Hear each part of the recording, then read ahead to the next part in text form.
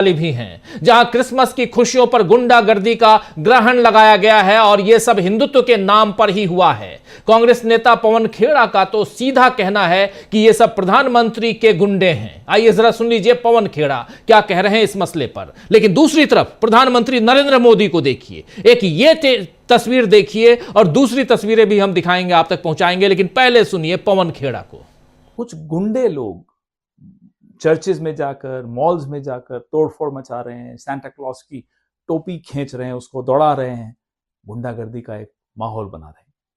एक अजीब सी परंपरा हमने देखी पिछले 10-11 सालों में कि रामनवमी हो या हनुमान जयंती हो तो साहब ये लोग चले जाएंगे मस्जिदों के बाहर डीजे बजा बजा के, उकसाने वाले गाने लगा लगा के नाच रहे हैं।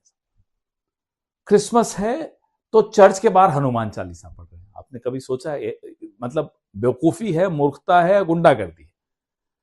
अपने त्योहार में अपने मंदिर, अपने घर, अपनी सड़कों पर नहीं, मस्जिदों के बाहर जाकर डीजे बजाएंगे। उनके त्योहार में वहां जाकर हनुमान चालीसा पढ़ेंगे। क्यों साहब? ये खरपतवार है और ये खरपतवार नतीजा है आरएसएस की जो जहरीले बीज जो इन्होंने बोए हैं, प्रधानमंत्री नरेंद्र मोदी ने बोए हैं, संघ ने बोए हैं, आज से नहीं कई सालों से बो रहे हैं। ये खरपतवार उन्हीं बीजों से निकला है। इनके आचार में हिंसा है, इनके विचार में नफरत है। ये हिंदू नहीं है, ये किसी, इनका कोई धर्म हो ही नहीं सकता, इनका धर्म ही नफरत है। तो कम से कम मैं अपने धर्म, अपने देश, अपने समाज को इस खरपतवार से जरूर बचाऊंगा। पूरे विश्व में लोग हंस रहे हैं, हैरान हो रहे हैं कि भारत को हो क्या गया। इतनी पुरानी सभ्यता और इतना डर, सांता क्लॉज की टोपी से डर गए। और खैर ये टोपी की सियासत तो साहब नरेंद्र मोदी जी करते रहे, आज से नहीं कर रहे हैं, लगातार कर रहे हैं। कपड़ों से पहचानना, शमशान, कब्रिस्तान, टोपी, यही सब बातें इन्होंने सीखी, यही सब बातें ये सिखा रहे हैं। लेकिन सुबह सुबह खुद चर्च जरूर चले गए। तो इस दौरे सियासत का इतना सा फसाना है कि बस्ती भी जलानी है और मातम भी मनाना है। चले गए, केरला में चुनाव है तो मोदी जी आज चर्च चले गए। गुंडों को अपने नहीं रोक पा रहे, जो इनकी फौज है इनको नहीं रोक पा रहे या रोकना नहीं चाह रहे। ये ऐसी परंपरा है कि जहां स्वामी विवेकानंद जीशु पर्व के नाम से वो मनाते थे और आज भी उनकी याद में आज के दिन रामकृष्ण मिशन पूरे विश्व में जहां जहां एक मिशन है वहां जीशु पर्व मनाते हैं, यानी कि जीसस क्राइस्ट का ये त्योहार मनाते हैं।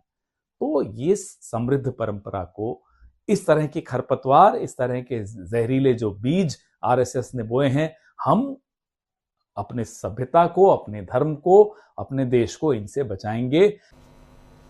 तो सुना आपने, इस दौरे सियासत का इतना सा फसाना है, इस बस्ती को भी जलानी है, बस्ती भी जलानी है और मातम भी मनाना है।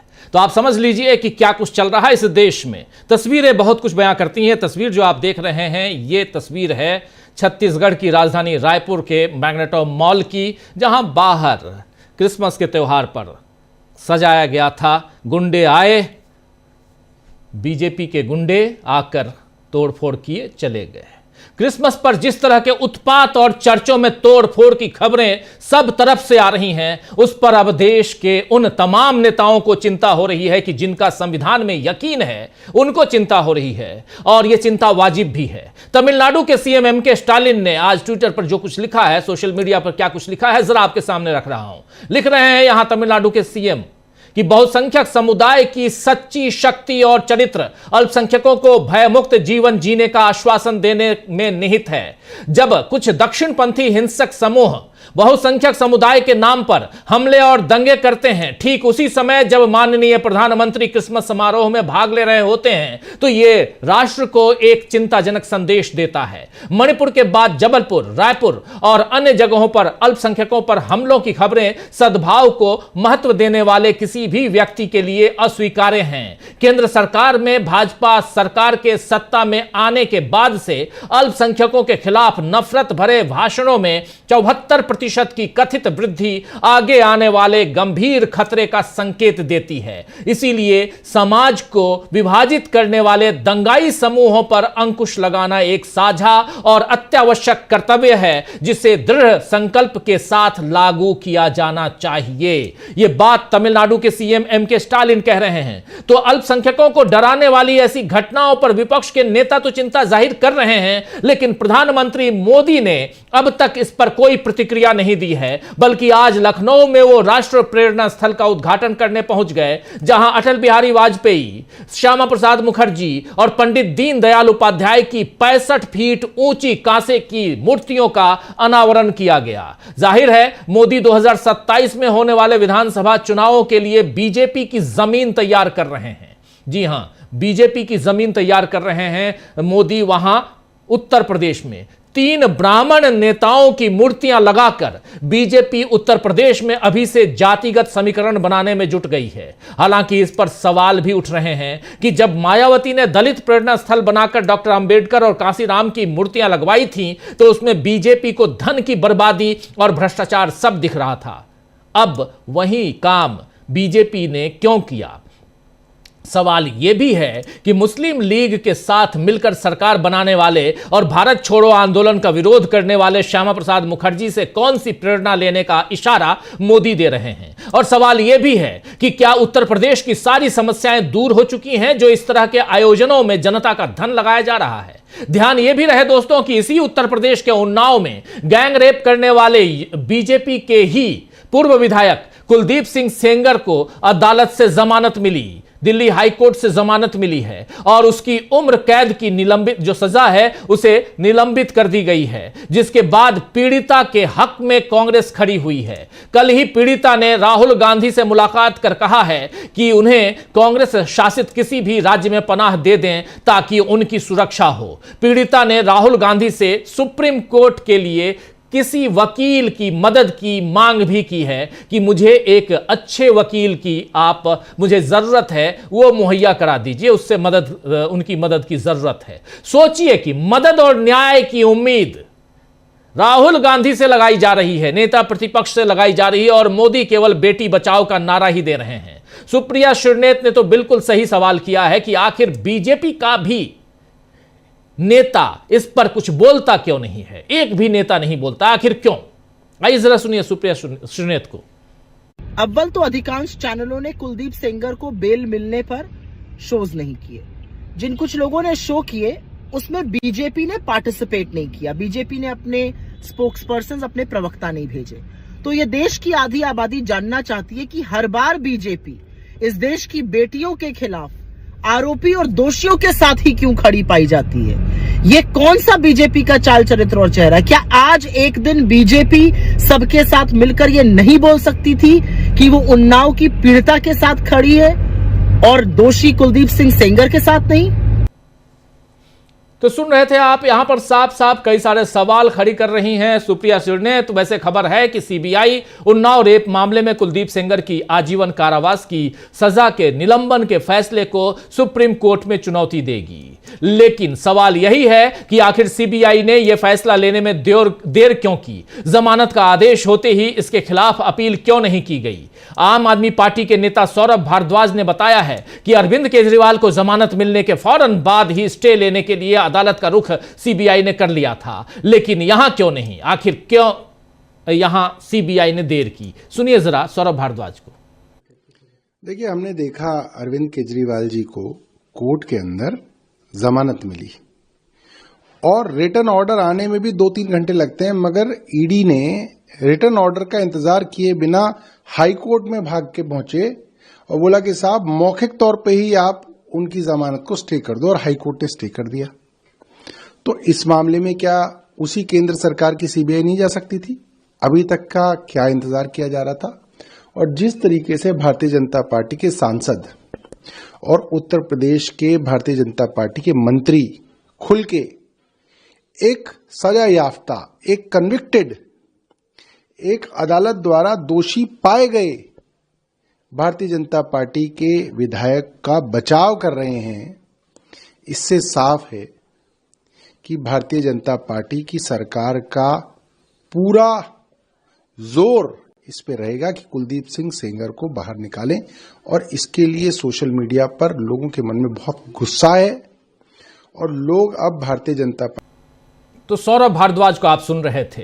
वहीं पीड़िता की एक चिट्ठी सामाजिक कार्यकर्ता योगिता भयाना ने पोस्ट की है, जिसमें वो प्रधानमंत्री से मिलने का वक्त मांग रही हैं ताकि अपने साथ हुए अन्याय को बता सके। ये चिट्ठी देखिए, इस चिट्ठी को जरा बाहर लेकर आइए और क्या कुछ लिख रही हैं इस चिट्ठी में उसको जरा पढ़िए। सर्वाइवर्स वांट टू मीट, यहाँ वो योगिता भयाना लिख रही है, लेकिन इस चिट्ठी को जरा और एक्सपोज करें अगर तो यह साफ दिखाई देता है। माननीय प्रधानमंत्री जी, माननीय गृह मंत्री जी, मैं उन्नाव की गैंगरेप पीड़िता हूं। आपसे मिलकर मेरे साथ हुए अन्याय अवगत करवाना चाहती हूं। आपसे मेरा हाथ जोड़कर निवेदन है कि मुझे जल्द जल्द मिलने का कृपा कर समय दें। ये बात कह रही है, ये मांग रही है उन्नाव पीड़िता जो है गैंगरेप पीड़िता 25/12/2025 आज की चिट्ठी है। और यहाँ पर ये चिट्ठी लिख रही है प्रधानमंत्री और नरेंद्र मोदी और न ही यहाँ अमित शाह, ये दोनों में से कोई भी इस चिट्ठी का कोई भी सुध नहीं ले रहे हैं, संज्ञान नहीं ले रहे हैं। अभी तक मिलने का कोई यहाँ समय नहीं मिला है। अब गेंद प्रधानमंत्री नरेंद्र मोदी के पाले में है कि वो इस चिट्ठी पर कोई संज्ञान लेते हैं या नहीं लेते हैं। बिल्किस बानो प्रकरण आपको याद होगा दोस्तों, बिल्किस बानो प्रकरण में भी बीजेपी ने चुप्पी धारण कर ली थी और उन्हें इंसाफ के लिए लंबी लड़ाई लड़नी पड़ी। तो क्या यहां अब उन्नाव गैंगरेप पीड़िता को भी इंसाफ के लिए लंबी लड़ाई लड़नी पड़ेगी? कांग्रेस का साथ मिल गया है। राहुल गांधी कह रहे हैं कि हम हर संभव मदद करेंगे। तो आइए दोस्तों, आज चर्चा करेंगे कि जब देश के अल्पसंख्यकों को डराया जा रहा है, जब देश की आधी आबादी अपनी सुरक्षा को लेकर चिंता में है, जब पीड़ित पर अत्याचार हो रहा है और दोषी के साथ रसूखदार लोग खड़े हैं, तब क्या मोदी ये मानेंगे कि वो अब प्रधानमंत्री पद के लायक नहीं रहे हैं? क्योंकि जितने वादे उन्होंने किए थे सबका खोखलापन जाहिर हो चुका है। और इन सब के बीच क्या नरेंद्र मोदी के सामने आज की तारीख में चुनौतियां ही चुनौतियां हैं? इन चुनौतियों में कौन कौन सी चुनौतियां नरेंद्र मोदी के सामने हैं? नरेंद्र मोदी से ज्यादा इस देश की जनता के बीच कौन कौन सी चुनौतियां हैं? तस्वीरें आप देख सकते हैं, बहुत सारी तस्वीरें आज आ रही हैं क्रिसमस के मौके पे। कहीं खुशियां तो कहीं गम। आखिर गम का माहौल क्यों बन रहा है? ये देश सर्वधर्म संभाव वाला देश होता था। इस देश में हर धर्म की उतनी अहमियत थी जितनी कि आपको हिंदू होने में गर्व होता था, उतनी ही आपको मुसलमान होने में गर्व होता था, उतनी ही आपको क्रिश्चियन होने में या सिख होने में या जैन होने में, बौद्ध होने में आपको गर्व होता था। आखिर ये क्यों आपसे छीना जा रहा है? ये शक्ति क्यों छीनी जा रही है?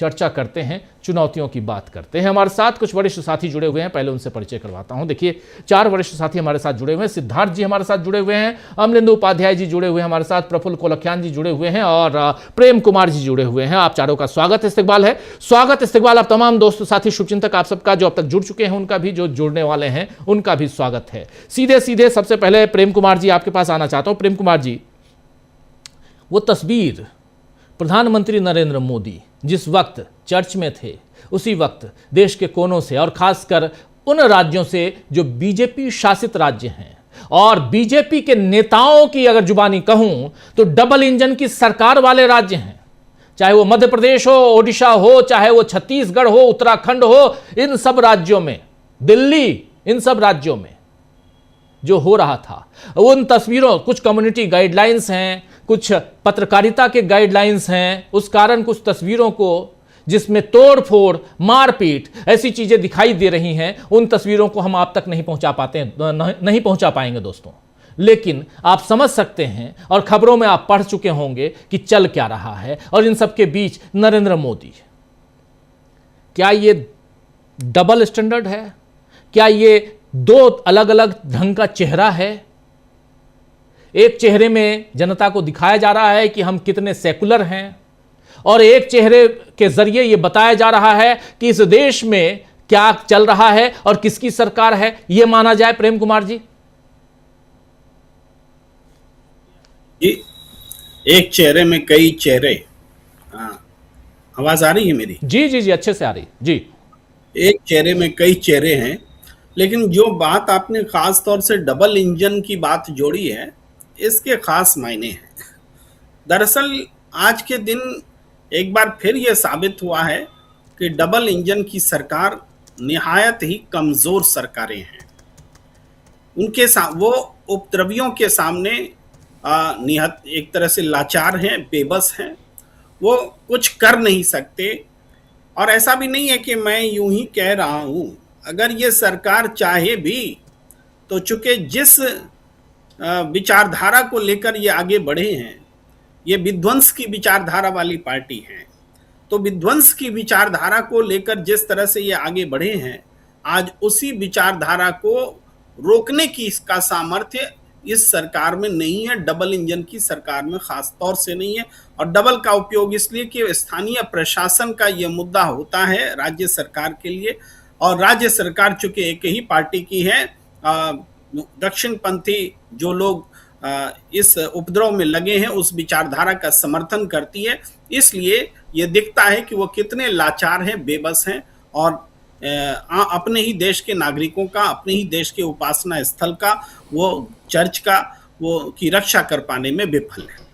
और एक से कई जो चेहरे हैं उसको अगर देखें तो नरेंद्र मोदी जी देश से बाहर तो मस्जिद में जाते हैं, खूब जाते हैं, 7-8 देश की मस्जिदों में गए हैं, लेकिन देश के भीतर वो मस्जिद में नहीं जाते। देश के भीतर वो जालीदार टोपी पहनने से इनकार कर देते हैं। भाई नहीं पहनना एक बात है और इनकार करना एक बिल्कुल अलग बात है। तो वो भी हमें दिखता है। और दूसरी तरफ ये भी दिखता है कि जब चर्च में हमले हो रहे होते हैं तब देश के प्रधानमंत्री नरेंद्र मोदी चर्च में मौजूद हैं। उनकी मौजूदगी स्वागत योग्य बात है, वो निंदनीय नहीं है, वो अनुकरणीय है, लेकिन इसमें एक ढोंग और पाखंड है जिस बारे में हम बात कर रहे हैं। अगर आप चर्च में मौजूद हैं और उसके बाद आपके देश में डबल इंजन की सरकार में चर्च पर हमले हो रहे हैं, तो ये आपकी नालायकी का सबसे बड़ा प्रमाण है और ये प्रधानमंत्री पद का भी अपमान है। दुनिया क्या देख रही हो? क्या दुनिया ये मैसेज लेगी कि प्रधानमंत्री नरेंद्र मोदी जी चर्च में मौजूद हैं तो चर्च का सम्मान कर रही है? दुनिया तो यही देखेगी एक साथ कई तस्वीरें कि एक तरफ नरेंद्र मोदी चर्च में मौजूद हैं, दूसरी तरफ चर्च पर हमले हो रहे हैं। और सिर्फ चर्च पर हमले नहीं हो रहे हैं, क्रिसमस पर हमले हो रहे हैं। भाई आज मंगलवार नहीं है कि आप कह देते कि हमको हनुमान चालीसा पढ़ने का मन कर गया, और हनुमान चालीसा आपको पढ़ना है तो गिरजाघर वो जगह नहीं है जहां जाकर के आप हनुमान चालीसा पढ़ें। कभी ये जाके मस्जिद के सामने हनुमान चालीसा पढ़ रहे होते हैं, कभी सड़क पर मजमा लगाकर पढ़ रहे होते हैं। तो ये इस तरह से हनुमान का, श्री राम का, इन सब का जो दुरुपयोग इन्होंने राजनीतिक रूप से किया है वो तो एक बात है, चलिए राजनीतिक रोटी सेक रहे थे, लेकिन जिस तरह से मानवता का आप पर हमला कर रहे हैं, सांप्रदायिक सौहार्द पर हमला कर रहे हैं, अपने ही देश की इंटीग्रिटी पर चोट कर रहे हैं, ये बहुत ही खतरनाक बात है। इसी को तो फांसीवाद बोलते हैं। एक चेहरा दिखाने का होता है और दूसरा चेहरा कुछ और होता है। ये तो स्पष्ट रूप से दिख रहा है। आज दुनिया के सामने हम शर्मिंदा हैं, देश का हर नागरिक शर्मिंदा है कि आप बताइए कि इस देश का हिंदू देश से बाहर, जो कि आप भारतीय बोले, हिंदू हो, सिख हो, कोई भी इस देश का व्यक्ति, नागरिक जो एनआरआई बन के दूसरे देशों में है, वहां वो कितना असुरक्षित हो गया आज की घटनाओं के बाद। वहां उन पर हमले होंगे तो कौन उनको बचाने जाएगा? सो आप समझिए। तो जहां दरअसल बहुसंख्यकवाद का विरोध है, चाहे ये बहुसंख्यकवाद हिंदुस्तान में हो, चाहे बांग्लादेश में हो, चाहे किसी और देश में हो, जब जब बहुसंख्यकवाद बढ़ेगा, उसका पोषण किया जाएगा, तब तब मानवता शर्मसार होगी और अल्पसंख्यक का जीवन खतरे में होगा। ये बातें हमें समझ लेनी चाहिए। और हम बार बार एक बात बांग्लादेश के संदर्भ में भी कहते हैं कि जब सरकार कमजोर होती है तभी बांग्लादेश के हिंदू असुरक्षित होते, जब सरकार कमजोर हुई है तब बांग्लादेश में हिंदू असुरक्षित हुए हैं। तो इसका कारण साफ है, सरकार इनएक्शन में होती है। घरेलू नीति में भी वही बात है। आज सरकार कमजोर है, इसीलिए चर्च पर हमले हो रहे हैं। अगर सरकार मजबूत होती है, नरेंद्र मोदी एक बार खड़े होकर बोल देते कि यह हिंसा काबिले बर्दाश्त नहीं है, तो क्या हिंसा होती? नहीं होती। लेकिन या तो वो इस हिंसा में शामिल हैं और नहीं तो वो पूरी तरह से कमजोर हैं। तो हमें थोड़ा बोलने में संकोच होता है कि वो हिंसा में सीधे इन्वॉल्व हैं। हम तो यही कह सकते हैं कि वो कमजोर और लाचार सरकार है जो इन उपद्रवी समाज तोड़क शक्तियों को रोक पाने में विफल है।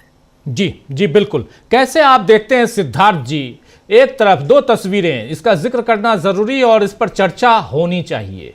एक तरफ नरेंद्र मोदी जो पहुंचते हैं चर्च में, दूसरी तरफ रायपुर, ये तस्वीर देखिए, नरेंद्र मोदी पहुंचे हैं प्रार्थना सभा में सुबह सुबह, पूरी दुनिया को ये तस्वीर दिखाने के लिए। अच्छी बात है, दिखाइए, सेकुलर राष्ट्र है ये, दिखाना चाहिए, लेकिन एक यही तस्वीर जानी चाहिए, वो तस्वीर नहीं जानी चाहिए जो रायपुर, जबलपुर, उत्तराखंड, ओडिशा, दिल्ली, इन तमाम जगहों से जो तस्वीरें आई हैं। लेकिन वो तस्वीरें भी, ये रायपुर की तस्वीर है, मैग्नेटो मॉल, वो तस्वीरें नहीं जानी चाहिए। या तो रुकवा देते, या और हनुमान चालीसा पढ़िए, जहां पढ़ना है पढ़िए, किसने रोका है। लेकिन आप जाके चर्च में पढ़ेंगे, आप जाके मॉल में पढ़ेंगे, अगर कोई वहाँ नमाज अगर पढ़ता है तो आप उसके ऊपर क्या क्या नहीं करते हैं। ये सब कुछ अभी हम पिछले 10-12 साल में देख रहे हैं और परिस्थितियाँ इस ढंग से हो गई हैं कि आपको धार्मिक स्वतंत्रता रही ही नहीं। जो संविधान हमको धार्मिक स्वतंत्रता की बात करता है, जिस संविधान के तहत ये देश चलता है, ये दोहरा चेहरा क्यों सिद्धार्थ जी? क्या फायदा है बीजेपी को इससे? जी सबसे पहले तो बड़े दिन की क्रिसमस की सभी को बधाइयाँ। जितने भी दुनिया में सबसे बड़े बड़े त्योहार मनाए जाते हैं एक दिन के, उसमें क्रिसमस एक ऐसा त्योहार है जो कि दुनिया के सबसे ज्यादा लोग, सबसे बहुसंख्यक लोग मनाते हैं, क्योंकि दुनिया में ज्यादातर देश ईसाई देश हैं, हमें वो भी पता है। इसीलिए ये एक ऐसा त्योहार है जो कि दुनिया भर में मनाया जाता है। हम लोग तो बचपन में स्कूल में भी रहते थे तो क्रिसमस के बड़े दिन की छुट्टियां होती थी। वो छुट्टियों का माहौल है, एक आनंद और खुशी का माहौल होता है। ऐसे में जो आप उत्पात की तस्वीरें दिखा रहे हैं, ये अपने आप में बहुत चिंता का विषय तो है ही, क्योंकि अगर भारत में आप 100 में 80 हैं ऐसा आपको लगता है, इसीलिए दूसरों से बदसलूकी होगी, तो दुनिया के नक्शे पर तो आप 80 में से सिर्फ 10 हैं। विश्व के बहुसंख्य आपको अगर अल्पसंख्यक मानकर आपके साथ बदसलूकी करने लगेंगे तो आपकी क्या हालत हो जाएगी। पहलगाम के बाद यही हुआ ना। पहलगाम के बाद तालिबान और इजराइल को छोड़कर 200 देश में से एक भी देश ने आज तक पाकिस्तान का पी भी नहीं बोला है। मतलब भाजपा अपनी नीतियों से भारत को दुनिया में अलग थलग तो भारत को कर दिया। आज हालत यह है कि बांग्लादेश में किसी हिंदू को पकड़ के जला दिया जाता है। ट्रंप साहब हिंदुओं को बेड़ियों में और सीखों में बांध के कार्गो हवाई जहाज में आपको जबरदस्ती भेज देते हैं और आप कुछ कर नहीं पाते हैं। तो इसका मतलब यह है कि भाजपा के साथ दिक्कत यह है कि भाजपा के पा में ही, जब मैं तो कभी कभी हंस विनोद में कहता हूँ कि भाजपा में जो पा है ना, वो पा का मतलब पार्टी कम है और पाखंड ज्यादा है, क्योंकि उनकी मजबूरी भी है, क्योंकि वो क्या करेंगे। ये अगर जब तक वो दोहरा चरित्र नहीं करेंगे, पाखंड नहीं करेंगे, तब तक ये होगा क्यों? क्योंकि एक चीज भारत में, आज के वर्तमान भारत में इस बात पर तो विवाद हो सकता है कि भारत में लोकतंत्र मजबूत हुआ है या कमजोर हुआ है। इस बात पर तो विवाद हो सकता है कि सांप्रदायिकता बढ़ी है या घटी है। पर इसमें अब किसी को कोई दो राय नहीं होनी चाहिए कि भारत में शराफत खतरे में है और धूर्तता के पौ बार रहे हैं। चाहे वो कुलदीप सेंगर का मामला हो, चाहे ब्रिजभूषण शरण सिंह का मामला हो, नाव का मामला हो, या आज जिस तरह से बड़े दिन के दिन क्रिसमस में आपके विजुअल्स दिखा रहे हैं कि उत्पात का मामला हो। सारी चीजों के जड़ में एक ही चीज है, सारी समस्याओं का जड़ एक ही है, और वो ये है कि किसी भी समाज में, आप किसी भी समाज को ले लीजिए तो अलग अलग तरह के लोग होते हैं। किसी एक समाज में कमजोर भी होते हैं, ताकतवर भी होते हैं, कोई कुछ अमीर भी होते हैं, कुछ गरीब भी होते हैं, कुछ दुबले भी होते हैं, कुछ मोटे भी होते हैं। सभी तरह के लोग मिलकर एक समाज बनता है। तो अक्सर ये देखा गया है कि जो कमजोर लोग होते हैं वो अपने आप में शरीफ होते हैं, क्योंकि अपने आप में वो कमजोर हैं। मेरे घर में मेरी 80 साल की माँ भी है और मेरा जवान बेटा भी है, मान लीजिए छोटा बच्चा भी है, तो जो जितना कमजोर होगा वो उतना शरीफ होना उसके लिए मजबूरी भी होती है। सिद्धार्थ जी, ये जो तस्वीर है, सिद्धार्थ जी, ये जो विजुअल देख रहे हैं आप, ये विजुअल है बरेली के चर्च के बाहर। देखिए गेट पर ये हनुमान चालीसा पढ़ रहे हैं आज, बरेली उत्तर प्रदेश। जरा विजुअल, जरा साउंड के साथ, अभी आता हूं आपके पास, साउंड के साथ सुना देते हैं। ये चल रहा है चर्च। आप इतनी तकलीफ है तो फिर सत्ता आपकी है, आप कर लीजिए जो करना, मनमाना कर लीजिए, मनमानी कीजिए, लेकिन जरा फुल स्क्रीन सुनिए जरा।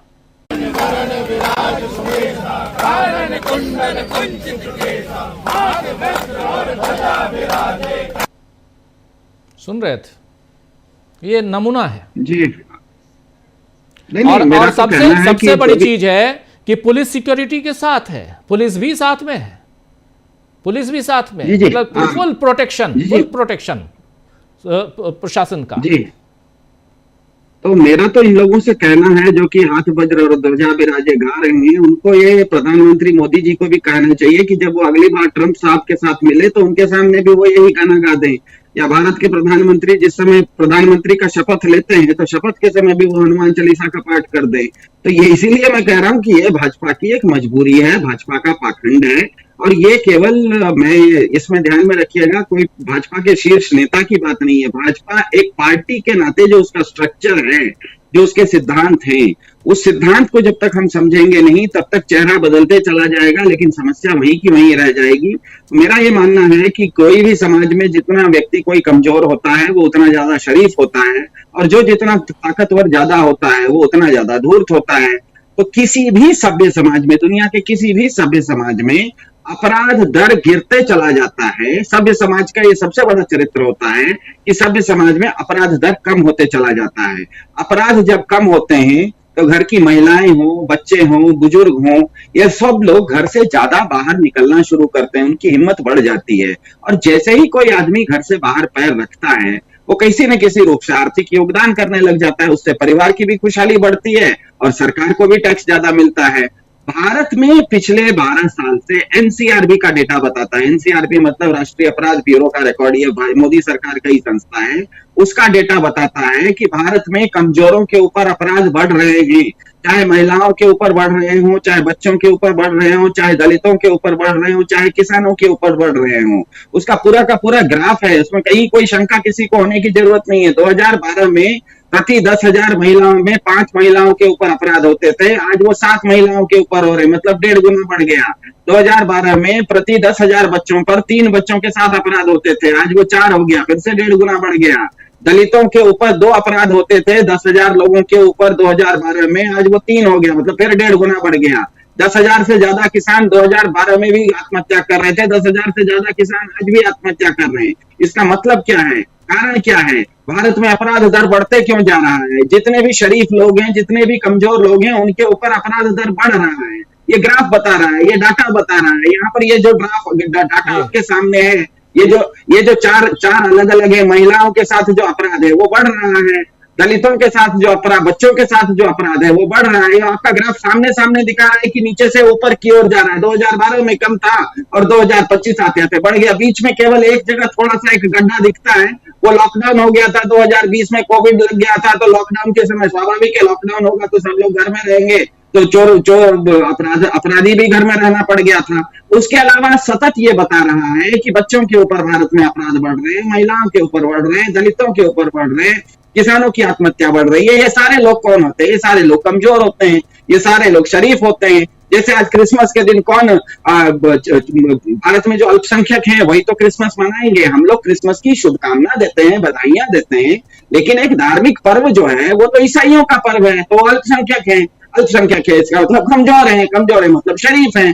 अब शरीफों के ऊपर आप दादागिरी कर रहे हो, अब आप कमजोरों के ऊपर दादागिरी कर रहे हो, तो इससे एक कारण क्या है? इस तरह का जो इसके कारण ये भी है, ये भी डाटा बताता है कि इसके चलते भारत में प्रति व्यक्ति, प्रति परिवार, जो 10 साल पहले 2012 में जितना एक परिवार की बचत होती थी, सालाना जितना वो कमाता था, उसमें जो बचत होती थी वो पहले 10% होती थी, आज वो 5% पर गिर गई है। क्यों ऐसा हो रहा है? लोगों के घर की बचत क्यों घट रही है?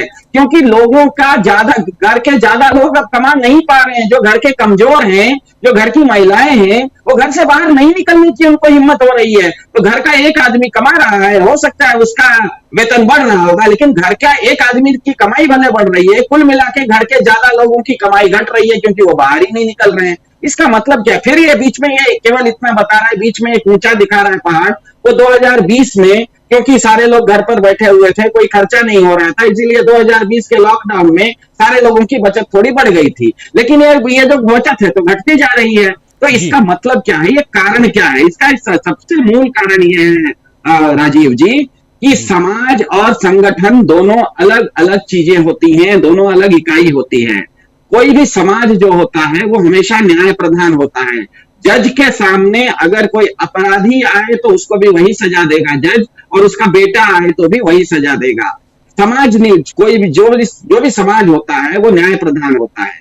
लेकिन दूसरी तरफ जो संगठन होता है वो हमेशा अपनत्व प्रधान होता है। संगठन में अपनों की 100 खून माफ होते हैं। इसीलिए आप देखते हैं बलात्कार किए हुए सेंगर साहब को भी बाहर निकल जाते हैं, ब्रिजभूषण शरण सिंह जी को, उनको कुछ नहीं करते हैं तो उनके बेटे को टिकट दे दिया जाता है।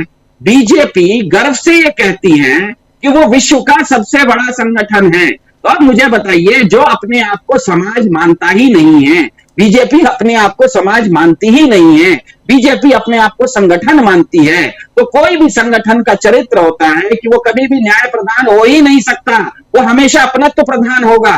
और जो समाज होता है वो समाज कभी भी अपनत्व प्रधान नहीं होता। समाज निर्माण हमेशा न्याय प्रधान व्यवस्था से ही होता है। तो ये जो एक फंडामेंटल डिफरेंस है, ये एक मूलभूत समस्या है।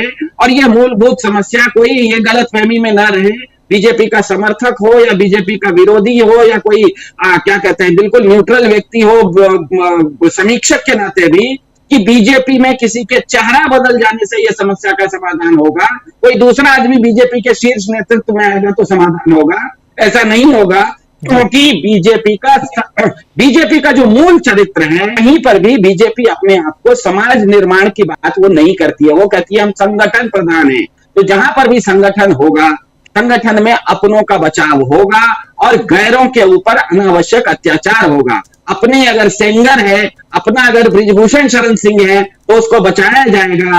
अगर गैर कोई ईसाई है, गैर अगर कोई चर्च है तो उसके साथ उत्पात मचाया जाएगा। इसके अलावा, और ये जो आपने कहा कि भारत के प्रधान जी आज सुबह सुबह चर्च गए थे, तो उनका तो पाखंड करना उनकी मजबूरी भी है, क्योंकि दुनिया भर को भी तो कुछ विजुअल्स दिखाने हैं, उनको भी तो ट्विटर पे दिखाना है ना, 2-4 लोगों को टैग करते हुए, ट्रंप साहब को, पुतिन साहब को, पाश्चात्य देशों के, ईसाई देशों को, ईसाई देश के भी नेतागण हैं, खास करके अपने इटली की एक जॉर्जिया मेलोनी है, उनको भी तो बताना है, वो भी ईसाई हैं, कि हम भी आपका धर्म आपका मनाते हैं। लेकिन दिक्कत यह होगी कि इस तरह के आजकल जो सोशल मीडिया का युग है और चारों तरफ से जिस तरीके से भारत में ये छोटे मोटे उत्पात करते हुए दिखाई दे रहे हैं, ये तो पूरी दुनिया में आपका नाम खराब करेगा। इस तरह से आप करेंगे तो यही हो रहा है। इसी के कारण आपका बांग्लादेश में कोई हिंदू को जला दिया जा रहा है, ट्रंप साहब हिंदुओं को वीडियो में भेज दे रहे हैं। न्यूजीलैंड हो, कनाडा हो, वहां पर हिंदू लोग अपना कहीं पूजा पाठ करते हैं तो अड़ोसी पड़ोसी आके उनको परेशान करने लग जाते हैं कि आप यहाँ पर न्यूसेंस फैला रहे हैं।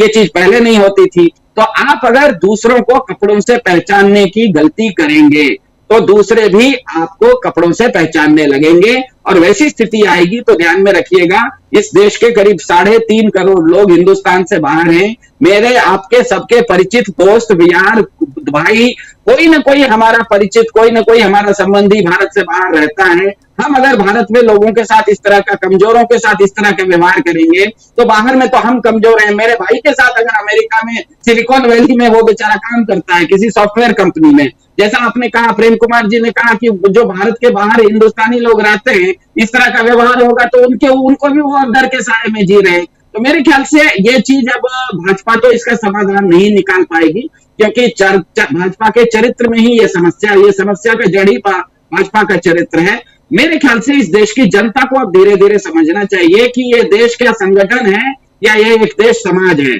अगर ये देश समाज है तो फिर आपको न्यायप्रिय होना पड़ेगा, आपके पास कोई दूसरा रास्ता नहीं है। अगर आप संगठन अपने आप को मानते हैं तो इसी तरह का उत्पात होते रहेगा, और आज ये उत्पात आपके यहाँ हो रहा है, कल आपके साथ दूसरे देशों में भी होना शुरू हो जाएगा, तब दिक्कत बढ़ जाएगी।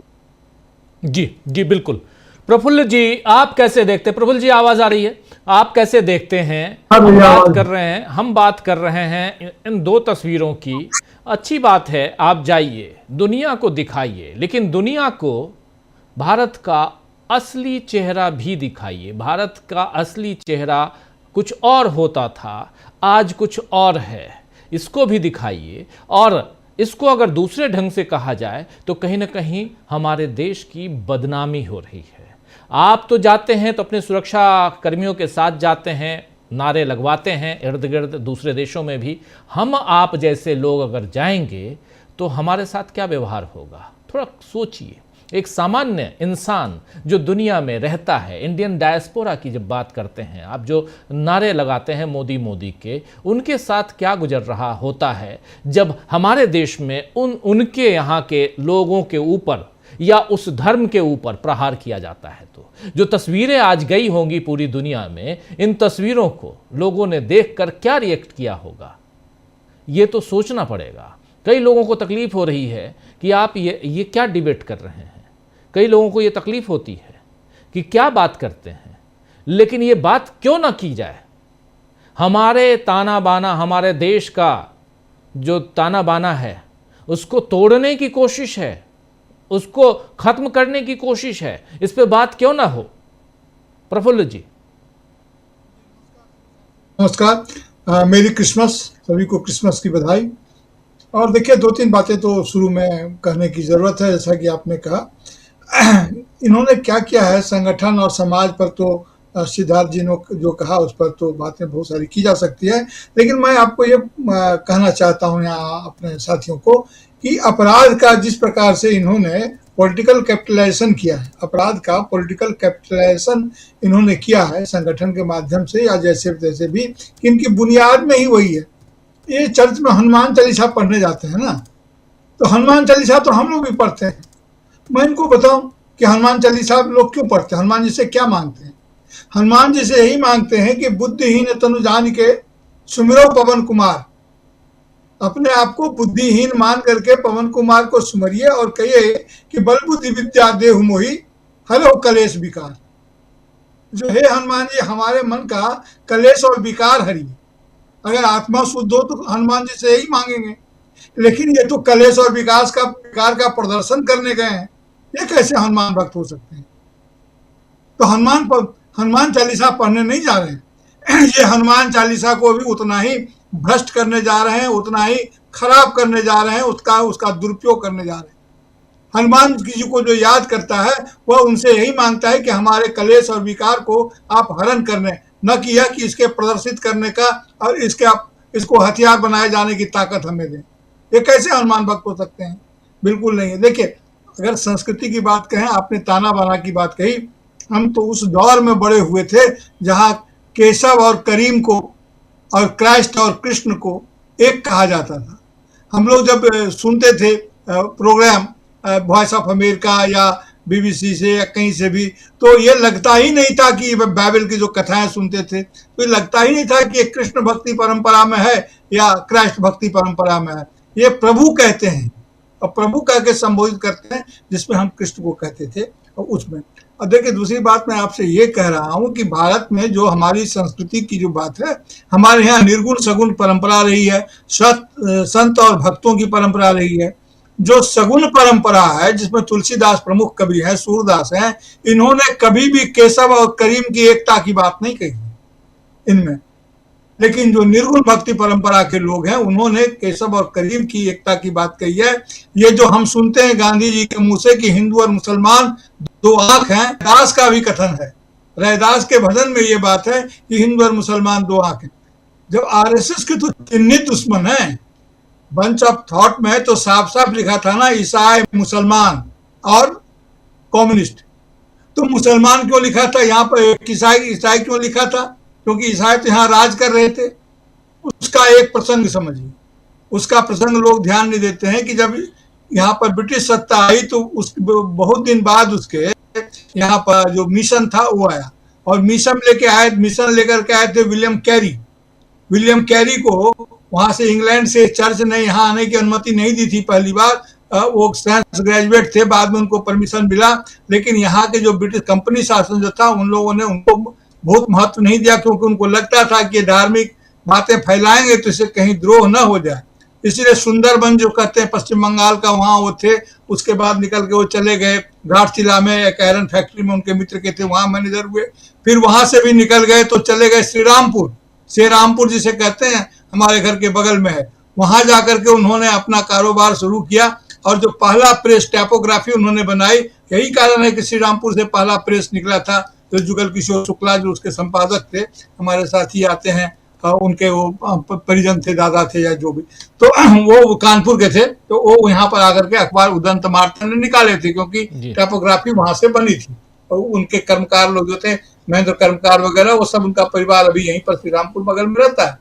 तो वो इसलिए इन्होंने कहा क्योंकि ईसाई चर्च से यहाँ के जो शासक वर्ग थे वो भी भीतर भीतर सावधान थे। उनको लगता था कि वहां पर वो धर्म युद्ध करके आए थे और चर्च के शासन में दखल देने से वो लड़ाई लड़के आए थे, उसको रोक कर आए थे। इसीलिए इन्होंने साथ में जब ईसाई लिखा तो ईसाई धर्म मानने वाले को नहीं, ईसाई धर्म प्रचार करने वालों के खिलाफ उन्होंने लिखा था। ये मुस्लिम इन जनरल और ईसाई में वे लोग जनरल, तो इन्होंने तो किताब में चिन्हित किया। अब देखिए कि इनका नफरत ही जिसकी बुनियाद में हो, जो दुश्मन ही पहले चिन्हित कर रहा हो, उसी किताब में यह नहीं कहा गया कि उनके दोस्त कौन है।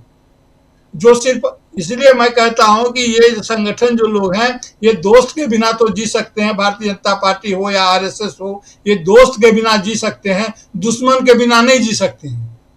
और जाहिर है कि जब हम दोस्त के बिना जी सकने की बात बोल रहे हैं तो दोस्त और दास में फर्क कर रहे हैं। इन्हें दास चाहिए, दोस्त नहीं चाहिए, इन्हें दुश्मन चाहिए या दास चाहिए।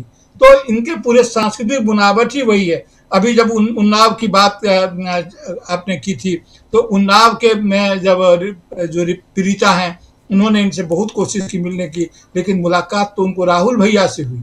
इतनी करुणा आवाज में और कितने विश्वास के साथ उसने कहा कि राहुल भैया ने सामने से फोन किया, मिलने का समय दिया, और मुझे लगता है कि मिल भी गए, वहां उनसे मुलाकात भी हो गई सोनिया गांधी और राहुल गांधी से।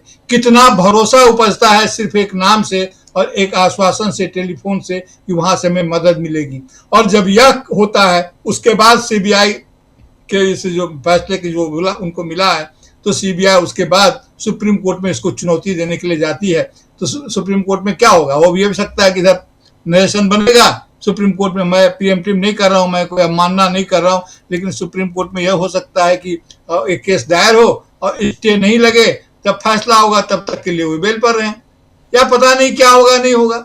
जिस प्रकार से चर्च में जाकर के इस तरह की बात बोल रहे हैं, प्रेम कुमार सर ठीक ही बोल रहे थे कि ये कमजोर हैं, इनका नियंत्रण नहीं है अपने लोगों पर। देखिए, जब कोई जो फ्रिंज एलिमेंट होता है, जो उत्तेजना बढ़ा देते हैं, जब उत्तेजना बढ़ जाती है, समाज जब हिंसक हो जाता है, तो किसी का उस पर नियंत्रण नहीं रह जाता है, वो उनके। और अगर ऐसा होता तो फिर भस्मासुर की संस्कृति ही क्यों होती। ये अभी जिसे हम रक्त बीज, अगर मिथ की बात करें तो रक्त बीज के बाद भस्मासुर का भी विकल्प आता है। ये अब भस्मासुरी प्रवृत्ति में है, ये वहां जाकर के भी, क्योंकि उनको देश विदेश जाना है। और देखिए कि मणिपुर में भी जब हिंसा हुई थी, तो ईसाई जो लोग हैं, जो चर्च है, चर्च से एक सुगबुगाहट आई थी, तो तुरंत इन्होंने अपनी नीतियां बदली थी। और ये बड़े चालाक हैं, और इसका जो नतीजा है, ठीक कह रहे थे, इसे हमें भोगना होगा पूरी दुनिया के स्तर पर। ये जानते हैं कि इस्लाम और जो हमारा ईसाई धर्म है, क्रिश्चियन है, ये दोनों आपस में जुडाइज्म जो है, यहूदी लोग, ये फिलिस्तीन की चर्चा कर रहे हैं। फिलिस्तीन के संदर्भ को याद करें और उस बात को याद करें जो योगी आदित्यनाथ ने कहा है, बहुत महत्वपूर्ण कहा है कि फिलिस्तीन की घटना पर बोलते हैं, लेकिन बांग्लादेश की घटना पर इनका मुंह सिल जाता है। तो यानी कि फिलिस्तीन की घटना पर ये चाहते हैं कि उस ढंग को ये करें, उसको कैपिटलाइज करें पॉलिटिकली, और ये अलग तरह का तनाव बढ़ाना चाहते हैं। इसीलिए सभी जगह चर्च पर जाकर के हनुमान चालीसा तो पढ़ते हैं, लेकिन अपना विकार प्रदर्शन करते हैं। विकार के हरण की बात हनुमान जी से, हमारे महावीर से नहीं करते हैं। इसलिए ये पढ़ते कुछ हैं, करते कुछ हैं, ये दिखते कुछ हैं, होते कुछ हैं। यही इनका दोहरा चरित्र है। दोहरा क्या, बहुरा चरित्र है इनका। बहुरूपीय लोग हैं, ये किसी भी रूप में जाए, इनके आधारशिला में ही वो बात छिपी हुई है जो भारत के में विश्व मन के लिए काम करता है। ये विश्व वृक्ष है, इनकी पूरी की पूरी बनावट ही विश्व वृक्ष की है, और उसमें जो भी फल होगा वह अच्छा नहीं हो सकता है। ये इन्होंने साबित कर दिया। देश की जनता ने भरोसा किया था कि शायद इतनी संस्कृति की बात बोलते हैं, इतनी सारी बातें करते हैं, शायद इन पर कोई रुचि हो, कोई ऐसी बात हो, इतने दिनों तक ये थे कुछ करें, लेकिन नहीं। लोगों ने अटल बिहारी वाजपेयी जी के शासन को भी देखा था। आज प्रेरणा स्थल पर उनकी चर्चा हो रही है। जो तीनों ब्राह्मण को उन्होंने वहां पर बड़ी बड़ी मूर्तियां स्थापित कर दी। 2 दिन पहले चौधरी चरण सिंह का जन्मदिन गया है, एक बार भी उनकी चर्चा सरकार के माध्यम से मुंह से नहीं सुनी। अभी ये बोल रहे थे चाहे जितना कम समय हो, कम समय के लिए प्रधानमंत्री रहे हो, लेकिन हम सबका मत देते हैं। लेकिन मूर्तियां तो आप बनाए वहां पर उन्हीं का ना, आदरणीय अटल बिहारी वाजपेयी जी का, जिनके बारे में ज्योति बसु कहा करते थे कि आदमी तो सही है लेकिन गलत, एक खास संदर्भ में कहा था, लेकिन गलत पार्टी में। अब देखिए, लेकिन उनका कारण ये था कि दिशा अलग नहीं थी, कैरेक्टर अलग नहीं था, सिर्फ वरीयताओं का कारण अलग था और उतना राजनीतिक साहस नहीं था जितना राजनीतिक साहस नरेंद्र मोदी जी को हासिल है। गठबंधन की सरकार चला रहे थे, नया नया प्रयोग कर रहे थे, तो उन्होंने जो चीजें सौंपी उन्हीं के कारण आज जो विश्वसनीयता बनी थी 2014 में, उसी के आधार पर लोगों ने भरोसा किया ये शायद अच्छा करें। हालांकि और भी बहुत सारे कारण थे, लेकिन लोगों ने भरोसा किया और नतीजा देश भोग रहा है। इनसे कोई उम्मीद नहीं की जा सकती है, क्योंकि इनकी पूरी की पूरी बनावट, इनकी संरचना, इनकी गतिमयता, इनके डायमेंशन, सब कुछ हमारे एंटी कॉन्स्टिट्यूशन है और पीछे की तरफ है। ये मैं फिर आपके चैनल पर यह कहना चाहता हूं, पर्यावरण को लेकर के मैंने अन्यत्र भी कहा है, मानवता बढ़ रही है। एक तरफ हम ऑर्गेनिक ह्यूमनिज्म और एक तरफ ट्रांस ह्यूमनिज्म की तरफ हम बढ़ रहे हैं, यानी कुछ लोग देवता बन जाएंगे और कुछ लोग जानवर की जिंदगी में पीछे धकेल दिए जाएंगे। ये कुछ लोगों को पीछे धकेल रहे हैं और इसके लिए धर्म का इस्तेमाल कर रहे हैं। राजनीति से अधिक ये सभ्यता के साथ विश्वासघात कर रहे हैं। ये सभ्यता के विश्वासघाती हैं सर। जी, सभ्यता के विश्वासघाती हैं, बिल्कुल। अमलेंदु जी, आप कैसे देखते हैं जब यहाँ, क्योंकि क्रिसमस जो है वो सिर्फ भारत का त्यौहार नहीं है, पूरी दुनिया में क्या तस्वीरें आज हमने दी हैं, क्या कुछ हमने दुनिया को दिया है? राजीव जी, दुनिया को हमने मोदी जी की तस्वीर दी है और साथ साथ रायपुर की भी तस्वीर दी है, बरेली की भी तस्वीर दी है। हमने 2 तस्वीरें दी हैं और हमेशा हम 2 तस्वीर देते हैं। हालांकि एक वो जो कॉमेडियन हैं उनके ऊपर इसी में मुकदमा हो गया था कि भारत में 2 भारत हैं, इसको कहीं कुछ गा दिया था अमेरिका में जाकर उन्होंने, तो यहाँ के जो थे वो मुकदमा कायम हो गया था। तो मोदी जी जो करते हैं, राजीव जी, यहाँ फिर सवाल उठता है कि मोदी जी को क्या उनका जो समर्थक वर्ग है, जो उनके अनुयायी हैं, क्या वो मोदी जी की बात सुनते नहीं हैं?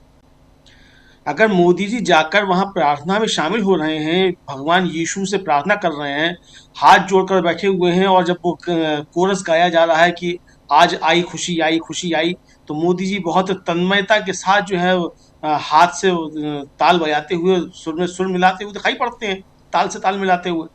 तो प्रधानमंत्री की बातें इनका समर्थक वर्ग क्यों नहीं सुनता है? इसी तरीके से जब पहली बार प्रधानमंत्री बने और लाल किले पर पहुंचे तो कहा कि 10 साल के लिए आप ये सांप्रदायिक बातें छोड़ दीजिए, हिंसा की बातें छोड़ दीजिए, देश को विकसित रास्ते पे ले जाना है। लेकिन 10 सालों में ही राजीव जी जितना ज्यादा उत्पाद इनके चेलों ने मचाया है, उतना तो पिछले 70 सालों में कभी नहीं मचा। तो मोदी जी की बात नहीं सुनते, या मोदी जी बात कहते नहीं है। मन की बात कुछ और होती है, जुआ पे कुछ और होती है। तो उनकी मन की बात जो है उनके भक्त समझ जाते हैं, और जुआ की बात जो है वो विदेश के लिए होती है, दूसरे देशों के लिए होती है। तो ये हमने तस्वीरें राजीव जी आज दी हैं। लेकिन राजीव जी, इसके बीच में चर्चा करना ये जरूरी है कि आज प्रधानमंत्री नरेंद्र मोदी ने जो प्रतिमाएं स्थापित की हैं, आखिर उसका संदेश क्या है? एक तो राजीव जी, अटल बिहारी वाजपेयी और दीनदयाल उपाध्याय की प्रतिमाएं एक साथ स्थापित करना, ये आरएसएस के अंदर का एक संघर्ष जो है उसको क्या पाटने की कोशिश कर रहे हैं नरेंद्र मोदी जी? क्योंकि अटल बिहारी वाजपेयी और दीनदयाल उपाध्याय दोनों राजीव जी 2 विपरीत ध्रुव थे।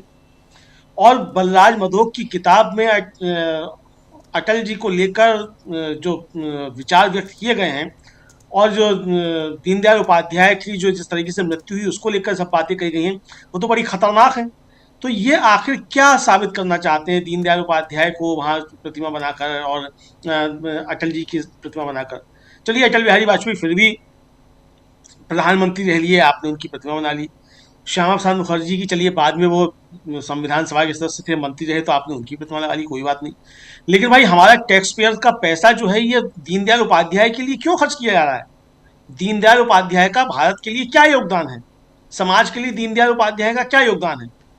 अटल बिहारी वाजपेयी का योगदान समझा जा सकता है, ये भारत के प्रधानमंत्री रहे, बस इतना सा योगदान, बाकी और तो कोई योगदान नहीं है। इसी तरीके से श्यामा प्रसाद मुखर्जी का योगदान है कि जब आज़ादी का आंदोलन हो रहा था, 1942 का स्वतंत्रता संग्राम आंदोलन था और भारत छोड़ो आंदोलन की जब कॉल दी जा रही थी तो उसको चलने के लिए अंग्रेजों का साथ दे रहे थे। ये योगदान है श्यामा प्रसाद मुखर्जी का। तो इसी को याद करने के लिए उनकी प्रतिमा लगाई गई है श्यामा प्रसाद मुखर्जी की। नेताजी सुभाष चंद्र बोस के खिलाफ विश्व भवन कर रहे थे श्यामा प्रसाद मुखर्जी का, इसीलिए प्रतिमा लगाई गई है। तो ये लगाई जा सकती है, कल को आप किसी भी प्रतिमा लगा सकते हैं। सावरकर की आपने लगाई थी, कल को अगर गोडसे की भी आप लगा देंगे तो कौन रोक लेगा आपको, क्योंकि आप सरकार में हैं, आपके पास पैसा है, जनता का पैसा खर्च करने के लिए आप किसी की भी प्रतिमा लगाइए, किसी की भी लगा सकते हैं। तो लगाइए, आप शौक से लगाइए, लेकिन जिसकी प्रतिमा लगा रहे हैं उसका समाज के प्रति क्या योगदान है ये तो बताइए। ये आप बताने को तैयार नहीं है कि इनका क्या योगदान है। तो ये राजीव जी बहुत खतरनाक संकेत जो है ये साफ तौर पर दिए गए हैं, चाहे वो श्यामा प्रसाद मुखर्जी की और दीनदयाल उपाध्याय, अटल बिहारी वाजपेयी की प्रतिमा लगाना हो, और चाहे गिरजाघरों के ऊपर जिस तरीके से आज हमले किए गए हैं और जिस तरीके से हनुमान चालीसा पढ़ा जा रहा है, इनको वज्र जो मूर्ख हैं राजीव जी, इनको ये भी नहीं पता कि कर्नाटक के चुनाव में नरेंद्र मोदी ने बजरंगबली का इसी तरीके से इस्तेमाल किया था और उसका परिणाम तुरंत बजरंगबली ने गदा उठाकर दे दिया भारतीय जनता पार्टी को कि मेरे नाम का दुरुपयोग करोगे तो ऐसी गदा लगाएंगे तुम्हारी पीठ पे कि अकल ठीक हो जाएगी। और ठीक कर दी बजरंगबली ने इनकी अकल। लेकिन ये फिर भी जो है सुधरने का नाम नहीं लेते हैं।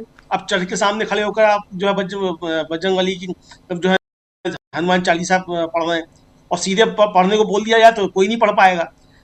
इसलिए वंदे मातरम प्रधानमंत्री जो थे वंदे मातरम संसद के अंदर पे बात कर रहे थे और देख कर पढ़ रहे थे, तब भी शुद्ध नहीं बोल पा रहे थे और कह रहे हैं कि पूरा गाया जाए वंदे मातरम। तो ये राजीव जी ये जो जिस तरीके के ये पाखंड की करते हैं तो उससे देश के सामने कई सारे सवाल खड़े होते हैं। समस्या जो है वो ये है कि अब चुनौतियां मोदी जी के सामने बढ़ रही हैं और इन चुनौतियों का मुकाबला कैसे किया जाए। तो कहीं मंदिरों, कहीं जो है गिरजाघरों के आगे आप झाल बजाइए, कहीं आप मस्जिदों को आगे जो है जय श्री राम के नारे लगाइए, यही सब। यानी राजीव जी इन लोगों ने हमारे तमाम देवी देवताओं को हिंसा का हथियार बनाकर छोड़ दिया है। हिंदू धर्म के साथ इससे ज्यादा बुरा जो है वो तो औरंगजेब ने भी नहीं किया था, जो है भाजपा इस कर रहे हैं, जिस तरीके से हिंदू धर्म को बदनाम करने का काम कर रहे हैं। तो ये राजीव जी हिंदू धर्म के सबसे बड़े दुश्मन हैं। हिंदुओं को अब जागने की जरूरत है। हिंदू सोए हुए हैं, हिंदू जागे और हिंदू विरोधी भाजपाइयों को इनको सबक सिखाएं जी। लेकिन इसको ज़रा दूसरे ढंग से देखा जाए प्रेम कुमार जी, भारत की छवि विदेश में कैसी बन रही है और इसका और कितनी चुनौतियां आने वाले समय में, जो अभी हुआ है, जो आज के दिन में पिछले 2-3 दिनों से, और दिल्ली के कुछ स्कूलों में बता दिया गया, बोल दिया गया कि किसी बच्चे को सांता क्लॉज नहीं बनाना है, अगर किसी टीचर ने ऐसा किया तो पनिश किया जाएगा। ये सब जो पिछले दिनों ये सारी घटनाएं आ रही हैं, इसको कैसे दुनिया देखेगी, पहली बात। दूसरी बात, थोड़ा सा उधर भी मैं चलना चाहता हूँ। सिंगर वाले मामले में पीड़िता का जिक्र हमने किया था, उस मामले में भी, वहाँ भी उस मामले में भी बीजेपी चुप है। बीजेपी की चुप्पी देखिए आप, बिल्कुल खामोशी है, शांति है। आपने अभी आम आदमी पार्टी के नेता, और इतना ही नहीं, जांच एजेंसियां वो भी इसमें एक्टिव नजर नहीं आती हैं जितना एक्टिव वो विपक्ष के किसी केस में नजर आती हैं। आम आदमी पार्टी के नेता सौरभ भारद्वाज ने बता दिया। अभी एक बाइट सुन लेते हैं, प्रियंका चतुर्वेदी की बाइट है, वो भी यही बात कह रही हैं कि कैसे बीजेपी के लोग यहाँ चुप्पी साध लेते हैं। यानी आप अपना रास्ता, अपना डायरेक्शन बिल्कुल क्लियर देश के सामने दिखा रहे हैं, दुनिया के सामने दिखा रहे हैं, लेकिन ये तो मनमानी होगी ना प्रेम कुमार जी। पहले जरा सुन लेते हैं प्रियंका चतुर्वेदी को, सुनिए। नमस्कार।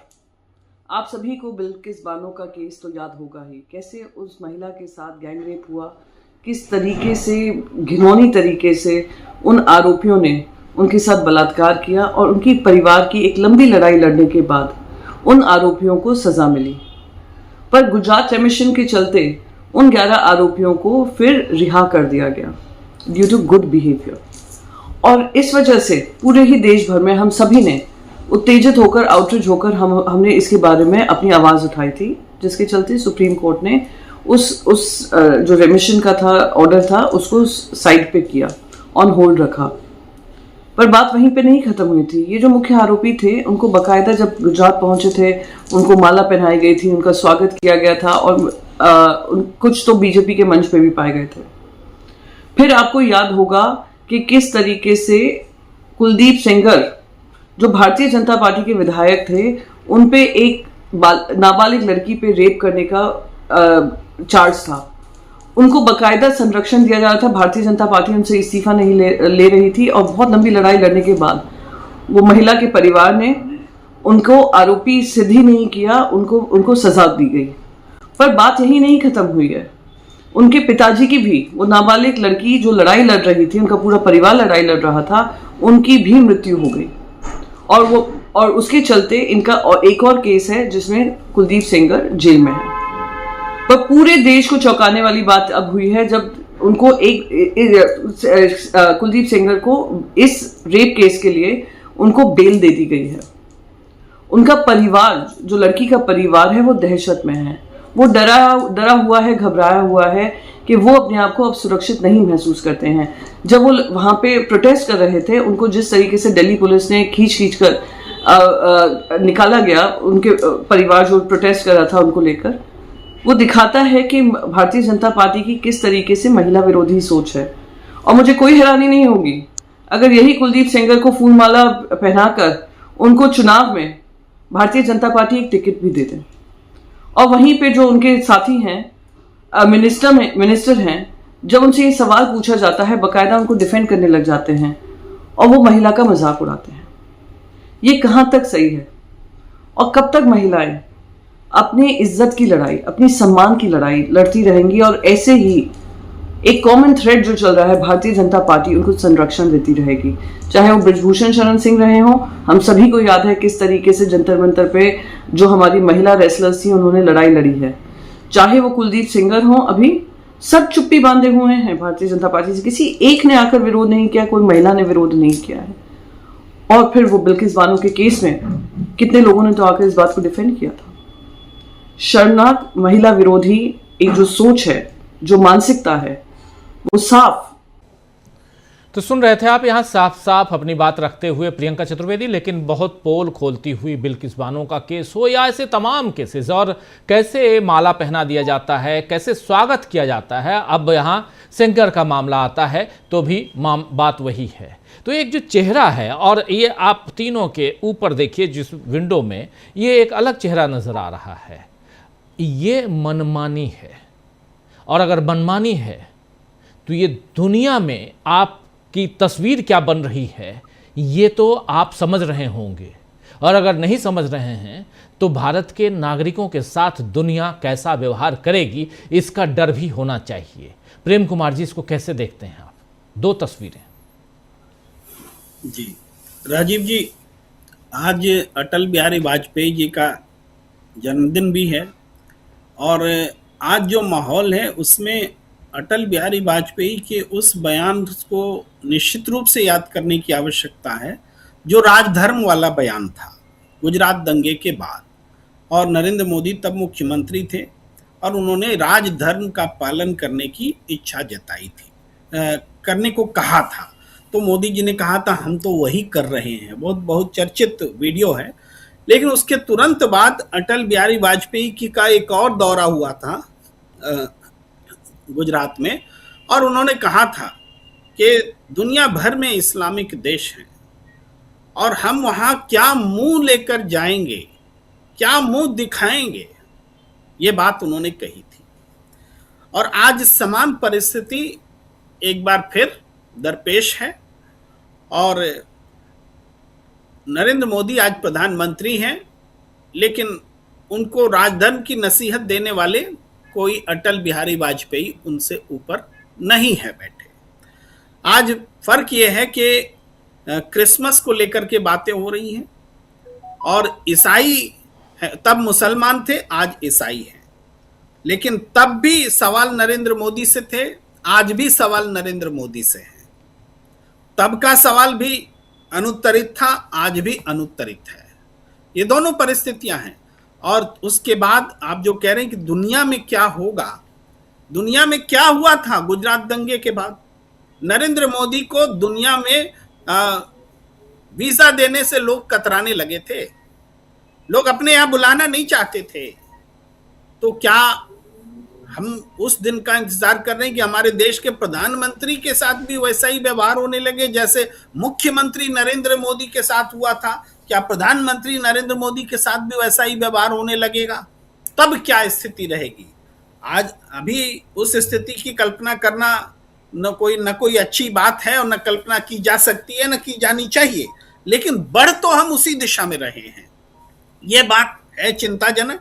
इसके बाद आपने दूसरा सवाल जो ये तस्वीर में दिख रहा है, या जो ये आपने उन्नाव की बेटी का जो सवाल उठाया, उसको देखिए, वो सवाल क्या है। सबसे पहली बात यह है कि गैंगरेप का आरोप लगने के बाद भी कुलदीप सेंगर के साथ हमेशा बीजेपी खड़ी रही और आज भी खड़ी दिख रही है, हमेशा खड़ी रही। ये सिर्फ आरोप नहीं है, उनकी अरेस्टिंग नहीं हुई, उनको पार्टी से नहीं निकाला गया तब तक, जब तक कि इलाहाबाद हाई कोर्ट के आदेश के बाद उनकी अरेस्टिंग ना हो गई, तब तक ये काम नहीं हुआ। तो इसके लिए भी लंबा संघर्ष करना पड़ा। और ये भी संघर्ष कब हुआ? जब बेटी के पिता की हत्या हो गई।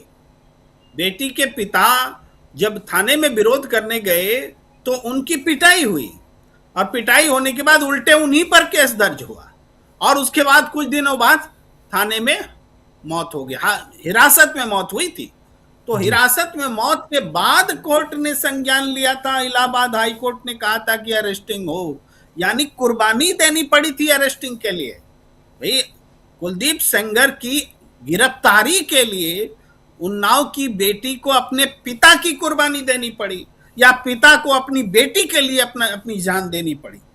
इतना ही नहीं, ये जो सजा मिली, इस सजा के लिए भी बहुत लंबी लंबी कुर्बानियां दी गई। भाई, इनकी मौसी का देहांत हो गया, चाचा पर केस लगे, और भी वकील की मौत हो गई, बहुत सारी चीजें हुई, तब जाकर के ये हुआ कि कुलदीप सेंगर को सजा हुई। और आज जो हो रहा है, मैं ध्यान दिलाना चाहता हूं अपने सभी दर्शकों का, कि ये जो न्याय के नाम पर अन्याय दिख रहा है कि कुलदीप सेंगर को, जो कि सजा याफ्ता मुजरिम है, उसकी सजा को सस्पेंड किया गया है, ये सिर्फ एक नहीं है, एक और होने वाला है।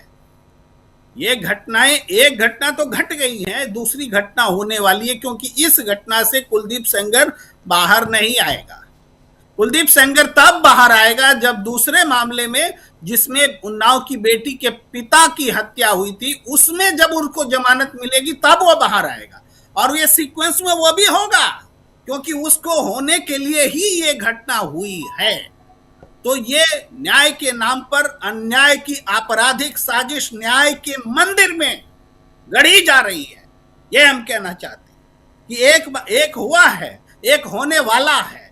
अभी सजा मुलतवी की गई है और उसके बाद में जमानत दी गई है, और 28 दिसंबर को जब एक और सुनवाई होगी उन्नाव की बेटी के पिता की, तब उस मामले में फाइनली ये बाहर आ जाएंगे।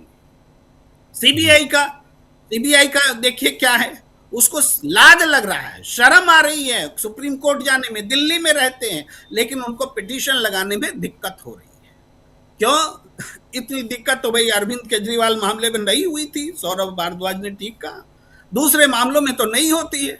तो ये कुलदीप सेंगर का संरक्षण तब भी था, बहुत सारी कुर्बानी के बाद वो जेल गया, और आज सजा से उसको जो मुरब्बत मिल रही है, जो जेल से बाहर निकालने की साजिशें रची जा रही है, वो भी लगता है कुर्बानी मांग रही है। और उन्नाव की बेटी ठीक कह रही है कि मेरी जान चली जाएगी, मामला खत्म हो जाएगा और इस देश में कुछ नहीं होगा। हम फिर एक बहस कर रहे होंगे कि उन्नाव की बेटी की हत्या कर दी गई और साजिशन हत्या कर दी गई। इस हत्या की पूरी आशंका है, ये मैं कहना चाहता हूं। जी, बिल्कुल सही कह रहे हैं। कैसे आप देखते हैं प्रफुल्ल जी का नाम भी ठीक कर लीजिए ज़रा। और प्रफुल्ल जी, कैसे आप देखते हैं इस पूरे घटनाक्रम को, जिसमें यहाँ उन्नाव की हम बात करें, जो तस्वीरें हैं, अलग अलग तस्वीरें आप देखिए, इन तस्वीरों को ज़रा ऊपर हम देख रहे हैं। एक और तस्वीर है जिसमें हनुमान चालीसा पढ़ रहे हैं, इस पर हम चर्चा कर चुके हैं। दूसरी तस्वीर प्रधानमंत्री की, उस पर चर्चा कर रहे हैं। दुनिया इन तस्वीरों को देख रही है, कैसे क्रिसमस पे यहाँ तोड़फोड़ की जा रही है। उन तस्वीरों को और इन तस्वीरों के बीच एक रेप पीड़िता को जो यहाँ पर न्याय मिलनी चाहिए वो न्याय नहीं, वहाँ उनको न्याय नहीं मिल पा रहा है, बल्कि यहाँ तो एक डर का आलम खड़ा किया जा रहा है। कैसे देखा जाए? अगर संभव हो तो वो चित्र भी एक बार डिस्प्ले करें जिसमें वो भारत माता के चित्र के साथ वहाँ प्रेरणा स्थल पर सिंह वाहिनी का चित्र दिखलाया गया है, अगर संभव हो तो। बहरहाल मैं ये जरूर कहता हूँ आपसे कि राजधर्म की बात बार बार उठती है इनके संदर्भ में, कि राजधर्म निभाने के लिए ये तस्वीर है जो आप कह रहे थे, ये जी तस्वीर जी जी जी, ये भारत माता के साथ ये जो सिंह वाहिनी है, ये जिनके हाथ में भारत का नक्शा है, ये कहाँ का चित्र है और कैसे ये भारत माता के चित्र के साथ इसका इस्तेमाल प्रेरणा स्थल में हो सकता है? ये झंडा वो किसके कैसे हाथ में थमा दिया गया है? ये एक गंभीर मामला है, इसको पता नहीं, जो कानूनविद लोग हैं लोग देखेंगे। मैं तो सिर्फ अपनी राष्ट्रभक्ति की भावना से ही इसको समझने की कोशिश कर रहा हूं कि ये चित्र हो नहीं सकता है, क्योंकि नक्शा बहुत संवेदनशील मामला होता है। नक्शा और झंडा दोनों का इस्तेमाल कर लिया गया है। ये तस्वीर है भारत जी, का, जी, बिल्कुल, भारत का नक्शा है पीछे और फिर सामने हाथ में तिरंगा है जी, और सिंह वाहिनी है। भारत का तो दूसरा राज्य चिन्ह है। तो बहरहाल मैं सिर्फ ये अंडरलाइन कर रहा हूं ताकि लोग देखेंगे और महसूस करेंगे कि इनका इरादा क्या है। गनीमत यह है कि जिस प्रकार इन्होंने सिक्का में किया था वो इस बार नहीं किया है, लेकिन इरादा इनका वही होगा। इस झंडे में जो हमारा तिरंगा का रंग है वो भी देखिए, क्या ये तिरंगा है, ये क्या है? अब इसको गौर से देखिए। गनीमत इतना है कि क्लियर कट भगवा नहीं है, लेकिन मैं अपने जो हमारे श्रोता समाज के जो लोग हैं या दर्शक जो देख रहे हैं उनके ध्यान में लाना चाहता हूं कि वो अपने ढंग से इसका विश्लेषण करें कि ये क्या है। दूसरी बात, राजधर्म की बहुत चर्चा होती है और राजधर्म के ये कहा जाता है, सामान्यतः यह अटल बिहारी वाजपेयी जी के संदर्भ में कहा जाता है कि उनमें बड़ी सरासयता थी, बड़ी भावुकता थी कि उन्होंने कहा कि राजधर्म का पालन करना चाहिए। लेकिन मामला दूसरा है। मामला क्या है कि अगर मोदी जी ने राजधर्म का पालन नहीं किया तो अटल बिहारी वाजपेयी जी ने अपने किस राजधर्म का पालन किया? ये तो उनको करना था राजधर्म का पालन। और ये बहाना नहीं चलेगा कि वे चाहते तो थे लेकिन अडवाणी जी ने उनका हाथ रोक लिया। सवाल कारण कई हो सकते हैं, एक्सक्यूजेस कई हो सकते हैं। सवाल यह है कि प्रधानमंत्री के पद पर रहते हुए आपने क्या किया था, क्योंकि भारत की जनता ने आपके प्रधानमंत्रित्व से उम्मीद की थी। आप सक्षम थे, और नहीं तो क्यों अडवाणी जी क्यों नहीं प्रधानमंत्री बन गए, तब उन पर दोष था। पहली बात तो ये।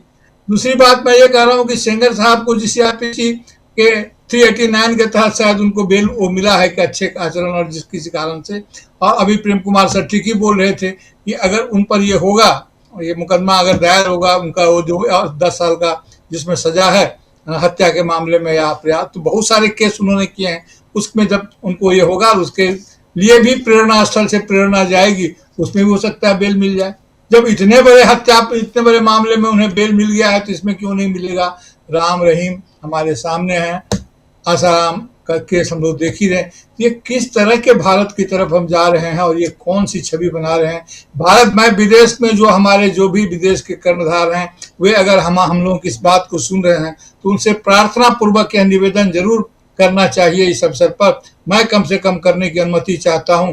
ये जो आप देख रहे हैं हनुमान चालीसा का पाठ करना और ये इस तरह का धार्मिक विद्वेष या मूल चरित्र नहीं है।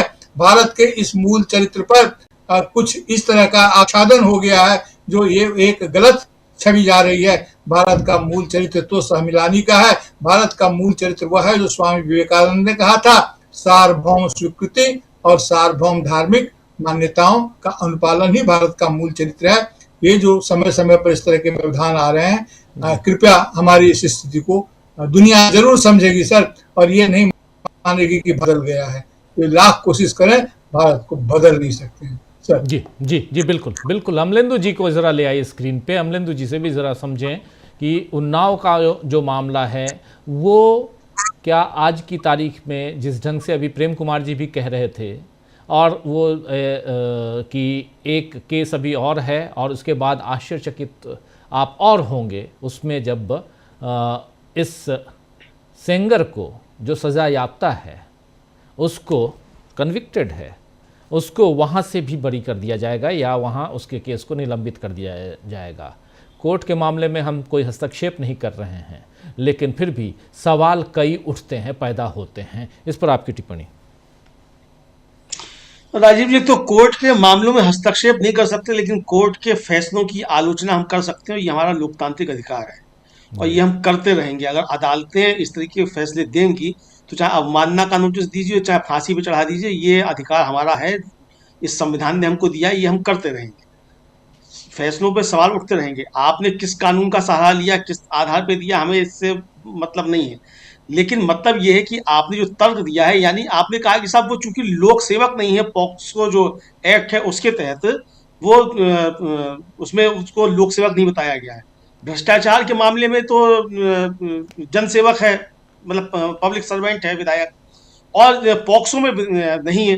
तो भाई ये कैसी उलटवासी ये न्याय संहिता कर रही है? तो ये सवाल उठते हैं जिसका सहारा लिया गया है।